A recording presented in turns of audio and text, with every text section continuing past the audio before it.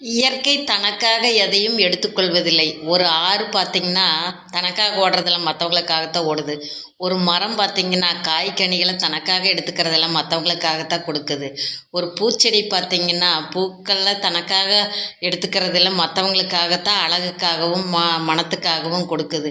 ஒரு சூரியனை எடுத்துக்கிட்டிங்கன்னா வெப்பத்தை தனக்காக எடுத்துக்கிறதில்ல, அடுத்தவங்களுக்கு மக்களுக்காகத்தான் கொடுக்குது. இதுபோல் இயற்கைன்னு எடுத்துட்டிங்கன்னா எல்லாமே மற்றவங்களுக்காகத்தான்.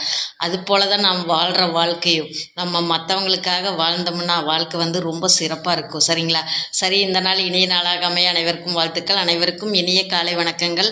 இனியொரு செய்தி என்னென்னா, ஏற்கனவே நான் போட்டிருக்கேன், நீங்கள் 2 வீலர் 4 வீலர் வச்சுருக்கிறவங்க ஃபுல் பெட்ரோல் டேங்க் நிரப்பாதீங்க, கொஞ்சம் கேப் கொடுங்க காற்று போகிறக்கு. ஒரு நாளைக்கு ஒரு தடவையாச்சும் திறந்து மூடுங்க, அப்போ விபத்துலேருந்து தவிர்க்கலாம். நீங்கள் மட்டும் இல்லாமல் அக்கம் பக்கத்துலேயும் கொஞ்சம் சொல்லுங்கள்.